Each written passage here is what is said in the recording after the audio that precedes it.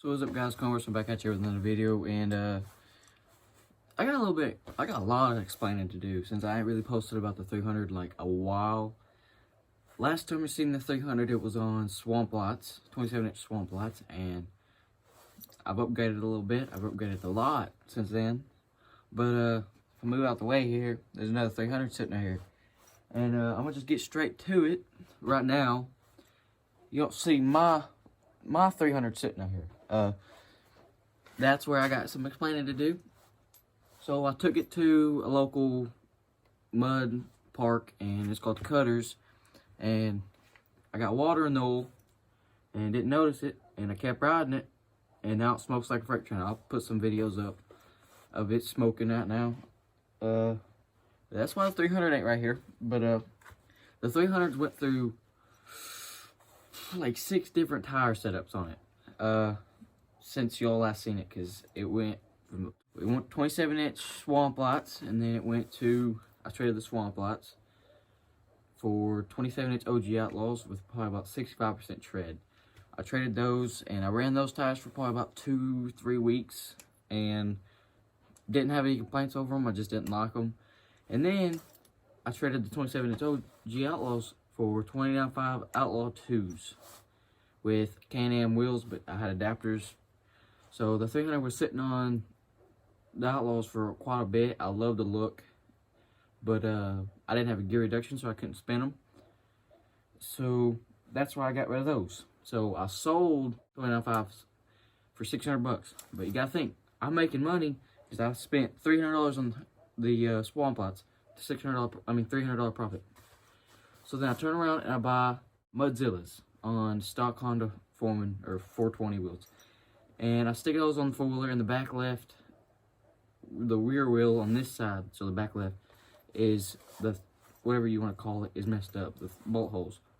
And it ended up messing up my 2-inch spacer, since you can't run those wheels without spacers.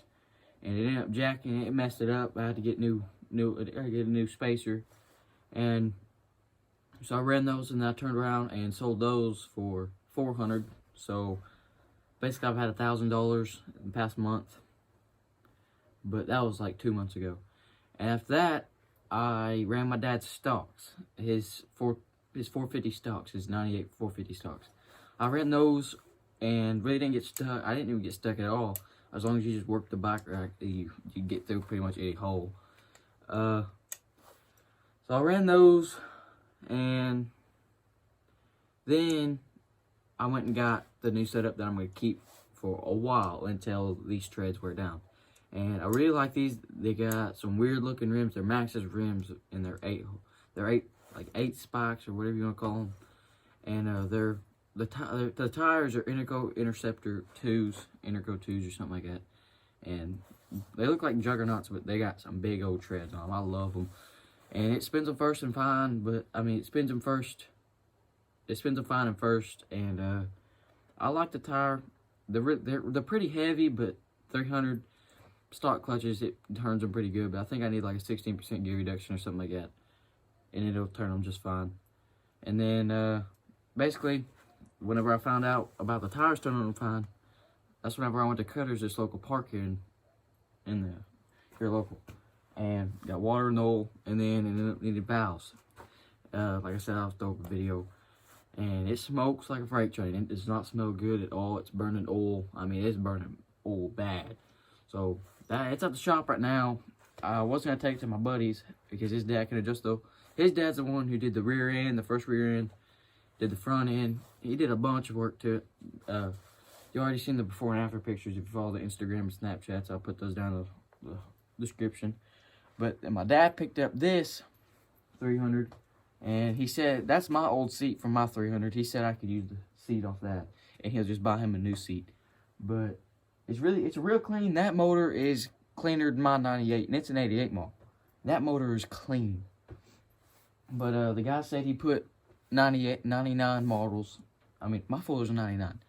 My Fuller's a 99, and my Fuller's in worse shape than this one is. Mostly because I beat on it.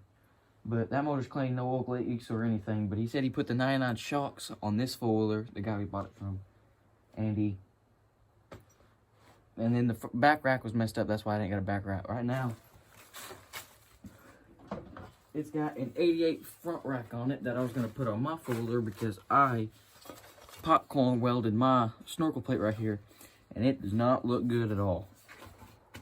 But found out an 88 300 front rack does not fit on a 99.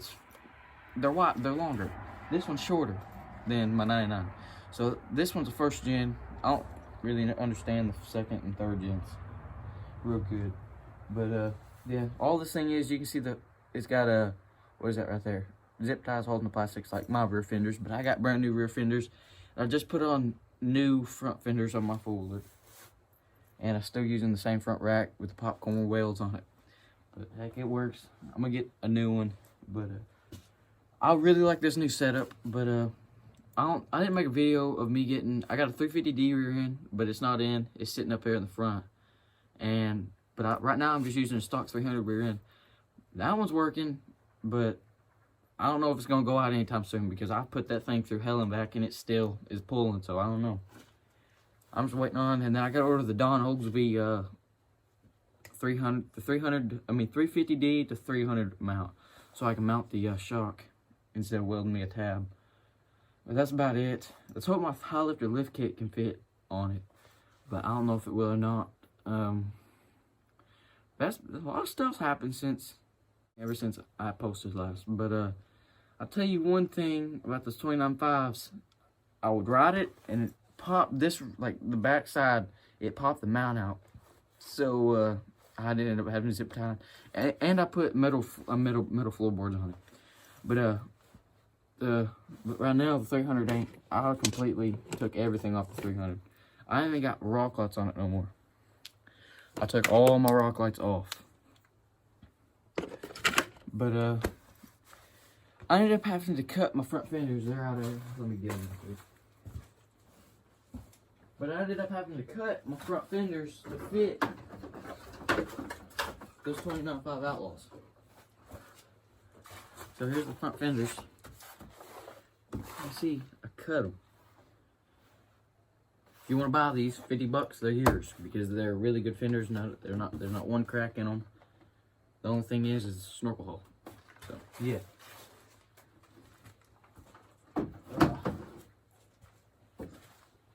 So basically that's about it. But I really don't know where the oil's coming in at on my Fuller. I have no clue where it's coming in at. I think it's the crankcase because I think I got too big a hose. I think I got a piece of hose in here that I used for it. But I think it's on that side of the 300. I have no clue where it's at. But I kind of feel naked with the 300 not sitting in here. It's like really weird. And plus, you know, you gotta leave the key with them. This is my old key. I got a new key switch because the other one kept twisting. Like you could stick the key in it and it'd just sit there and you could spin the whole thing in a circle. So I got a brand new key. I'll even throw up some videos of me going through the water and stuff because I really ain't even got any videos of me going through the water. Like I snorkeled the 4-wheeler, and the first time I ever did it, the primer on the side quit working, and so that's about it. I did flip it in the water because it was me and my buddy Trent. We was riding it, and I had too much air in the tires. These was with the swamp lights, and I hit a rock and it just come up like this. This side started floating, and then it just continued to go. Me and him was leaning this far over, but I'll just throw up like a bunch of like videos of us going through the water and me hitting some mud holes. I do have one video of me going through the mud at Cutters. Wait, here's that hose. Well, here's a piece of it, but see how big this hose is? It's like I'll clamp it down with the hose clamp, and then it ovaled it. So I think it's coming up underneath the sides and stuff. I need the exact size hose so I can go on there. But I went through this one hole.